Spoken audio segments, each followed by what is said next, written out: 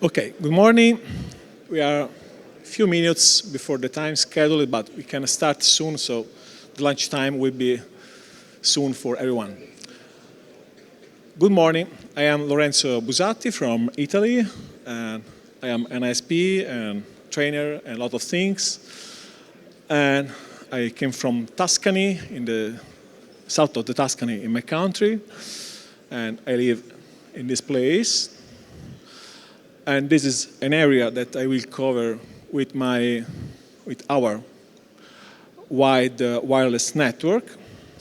And before that, I am a MikroTik enthusiast, but more, I am a MikroTik evangelist. So I am the one that likes to spread the MikroTik words in the world.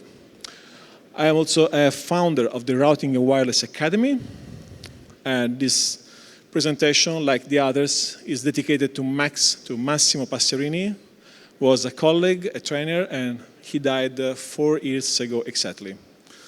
This is my way to say him thanks. So, about the wireless package. The wireless package had a lot of improvement since the version 6.37. Since the 6.37 version, we have a lot of features like the DFS setting. Sorry to find, where is the, we missed it, okay, it's the same. The DFS setting that is not enabled and disabled anymore. The background scan, the wireless scan on file, the station roaming, the repeater function, and new wireless interfaces. But this was an old presentation that I did in Milan in the previous month, and you can see the YouTube and PDF on the website.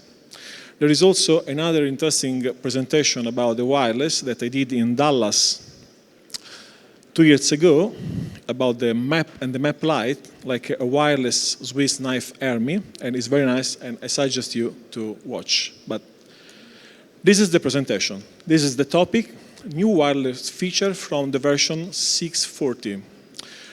Since the 6.40, MikroTik start to develop again, thanks God, the wireless package. Everybody knows that MikroTik missed to update something into the years, but now they are doing a good job. That's what I think. 6.40 bring you the NV2 download ratio feature and the NV2 AP sync and much more. Let me talk about the first topic. NV2 download ratio. The downlink ratio is a new feature that will allow you to set up download and upload ratio from the IP point of view to the stations. Can be set up in two ways, dynamic downlink and fixed downlink. Into the NV2 tab of the wireless access point, you can see the downlink ratio that by default is dynamic and 50%. What is the downlink ratio? Will allow you to give more transmission time for download or upload for the stations, giving your customer more download or upload, depending on the settings, bandwidth. The default value is 50. The minimum value is 20, and the maximum is 80. They are percent, 20%, 80%, 50%. The uplink ratio is automatically calculated by the downlink ratio, means removed from 100. For example, if downlink ratio is 70, the uplink will be 30. And with downlink ratio 60, the uplink will be 40. Is the difference. You can set up in fixed downlink mode instead of dynamic mode. This feature will allow you to statically schedule more time for the download of the station. Setting up a value of 70, for example, the IP will schedule the 70% of the time slots for download of the clients and the 30% for the upload of the clients. And that's, I don't have to say, but is a typical scenario of a wireless network. When you are providing and feeding internet to your customers, they usually want more download than upload. most commonly requested. How to set up this scenario? Mode fixed downlink ratio, for example, 70.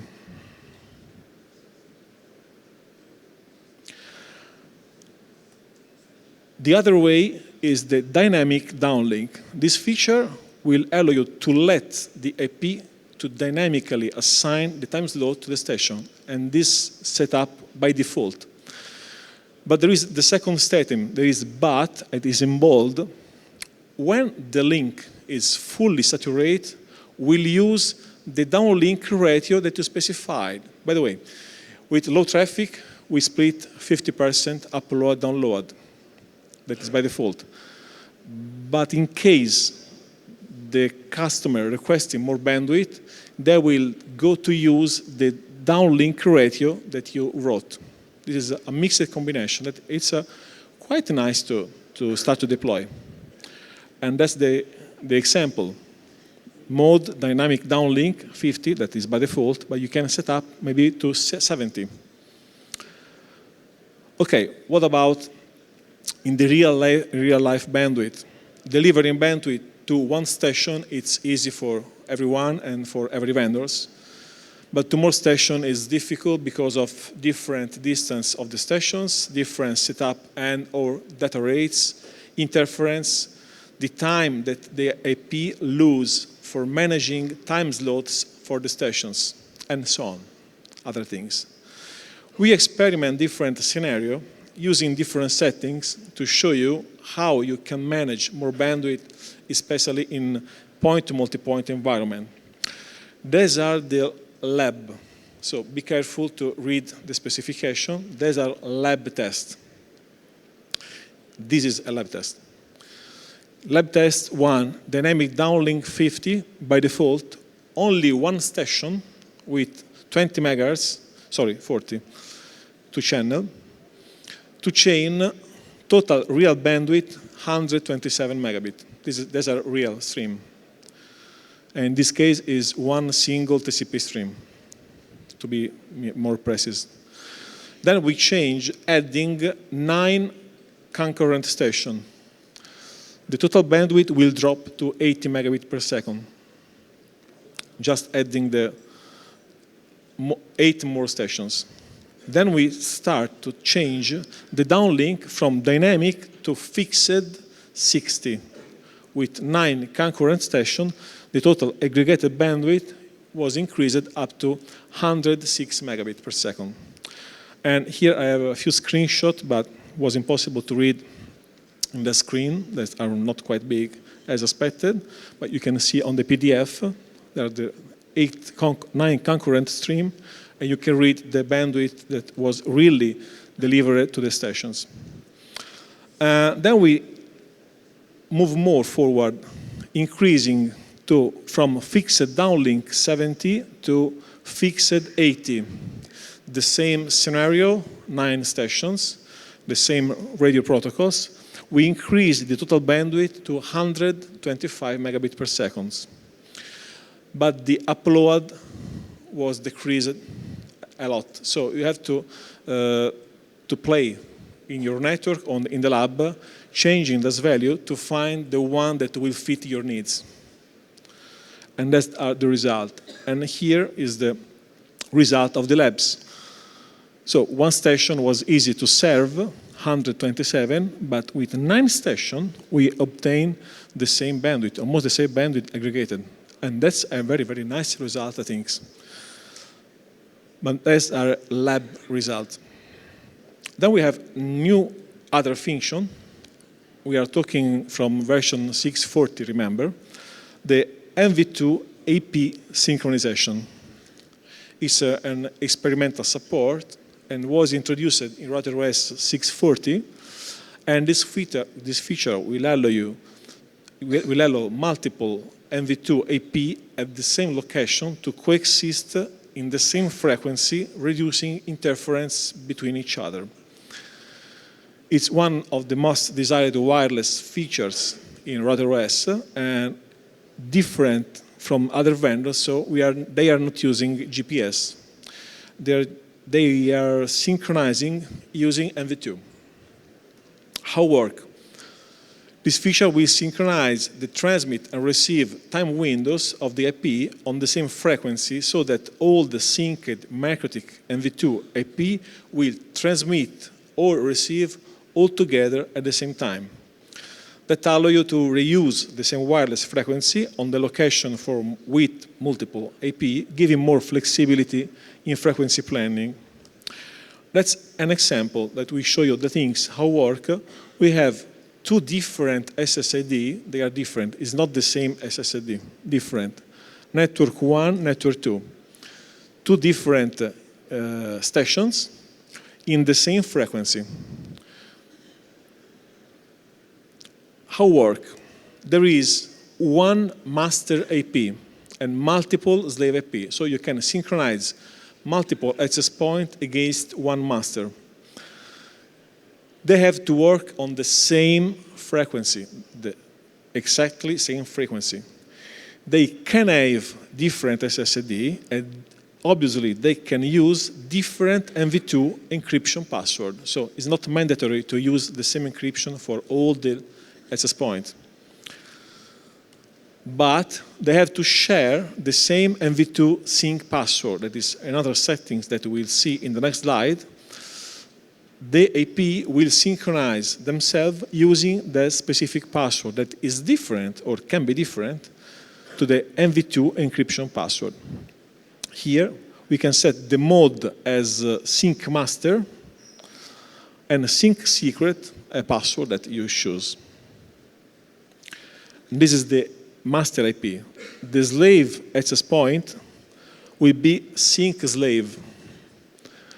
And with the sync secret that should be set up exactly like the master one. So the master will just transmit at the frequency and SSID that you set up, but the slaves one, what we'll do, we start to search for a master IP matching against the specified NV2 sync secret, and after a master IP is found, the slave will calculate the distance between the master IP, because it's possible that the master IP is not located in the same location. They can be far between them, for example. So we'll calculate the AC key timeout and change the time slot accordingly. We compensate the distance. Then the slave IP starts to operate as IP, adapting the period size and the downlink ratio from the synced master access point. And in addition, after the slave IP is operational, other slave AP can use the slave AP to sync with. And from the terminal, I can show you how work. This is a slave that is not synced, so the NV2 sync state is searching. After he found a master IP that matched the same secret, will be synced with the MAC address of the master one, the distance, period size, downlink ratio, getter from the master one, and how many registered and authenticated clients. But there is an opposite side of the TICs that is nice. When the master IP was not be listened anymore by the slave will shut down the wireless interface. And that's have a sense. If you think about that, apparently it doesn't make a sense because, oh no, if I do a scan from the master, the slave will drop down. Yes, but they are using the master for sync, so if the master go down, they should go down themselves. It makes a sense. This is up to you, of course. Remember that this is the new resource that is still in process of development. But before than that, there is more things to say. Yes, there is. This is my preferred topic of this presentation, because a few days ago, the 20th March, all this create a topic on the forum with this topic: significant improvement for wireless NV2 point-to-multipoint. What happened? They made improvement into the scheduler of the NV2. for increasing the capacity of the total aggregated bandwidth in NV2 in a point-to-multipoint environment. So since the version 642 release candidate 46, then we start to insert these new features for the NV2 protocol. And the good news is the last part of the slide. The clients does not have to update RouterOS. You can use the old RouterOS stations. These are the graphic that Uldis post into the forum. This was, be careful that this test was made into the lab of MikroTik. Increasing the clients, on the horizontal axis we have the clients, and on vertical there is bandwidth, is 200, and going down with 10 clients. At the half of the graphic is 10. The maximum is 20. 20 clients will drop the bandwidth dramatically. And this is the test. The next slide is after the improvement. This was the graphic that Uldis post and is today in the forum. They told us we can arrange to manage bandwidth better than before. Okay, what happened in the real life? This was the labs. Now I have to talk to you about the real life. It is still in development, so please don't use in a production scenario, just in the lab. But people that was brave enough to test in a real environment obtain only 20% more, but it's a lot, sorry. 20% is a lot. From 40 to 50 and from 60 to 65. So I didn't hear about people that lose bandwidth. Everybody increase, so should be a reason. Okay, and I did something that I'm used to do sometime, so to use a real network, maybe like this morning at 4 a.m., I don't know, where your customer are sleeping, you can maybe try to change a sector and see what happened with outdoor environment, not into the lab, into the wild, you know, with not equal clients, CPE different from ears, from chains, everything. Okay, I personally test this scenario using a NetMetal with 5 gigahertz, 2-chain, 20 megahertz of channel, 802N protocol with NV2, and the last release candidate that is 642 RC50 something that I show you in the next slide. Before doing the upgrade, in this AP, I had, sorry, this is the registration table that you are not able to read from your seat, but we have, the first one is 14 kilometers. The second, the third, 6, 4 kilometers. Then one more, 14, 3, 4, 3, 4, 10 kilometers. These are the distance of the stations.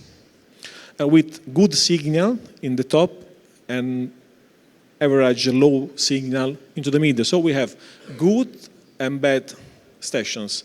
They are 12 in the screenshot. 12 stations. What I did, I test in the 640.4 version, the version that I found into this sector. We made a test pushing bandwidth to each customer concurrently from a different router, and you can read from your seat, but the aggregated bandwidth is 22.5 megabits per second, and it's real. Everyone that use AP in point-to-multipoint know that the bandwidth with distance can be something like that. Then I tried to upgrade to the last stable version, so the 641.3. And we obtained 22.8. It's almost the same. Nothing changed. And here the last one. Silence. Okay, that's it. The last one, if the one that I can read, is 60.2. 60.2 megabits per second in a real outdoor scenario. This is not fake. is made by myself.